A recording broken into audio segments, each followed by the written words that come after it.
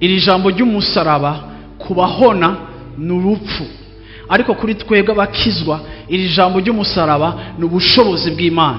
Ubwo bushobozi bw'Imana bwaradufashe buratuvana mu buzima twari turimo, ata mazina dufise, ata kazoza kari clair kaboneka, turabana umenga bibirobezo bo mu gisagara, tabuza aho ubuzima buriko buraja.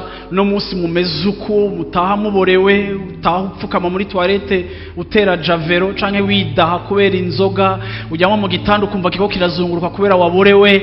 Uko niko twari turi, ariko ubu butumwa bw'umusaraba n'ubushobozi bw'Imana. Haleluya! Kuri twega abakizwa n'ubushobozi bw'Imana.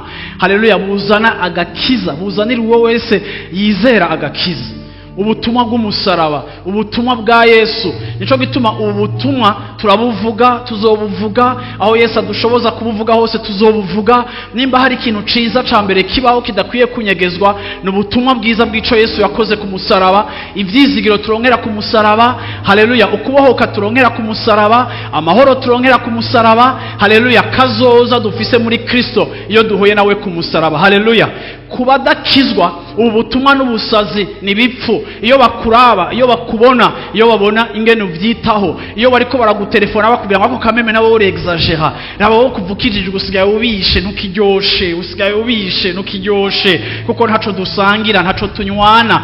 Reka ndababwire kuri bo. Haleluya! Bibiri ivuga ngo tubamotera urupfu. Haleluya!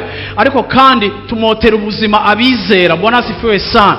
Ntibishobora gusobanukwa neza mu runganwe rwawe no mu myaka yawe no muri generation yawe ingene uyu Yesu aguhindura akakuvana mu bintu abantu baha agaciro, ariko kandi ubutumwa bwiza bw'umusaraba n'ubushobozi. Haleluya! Kubakizwa kubizera n'ubushobozi bw'Imana.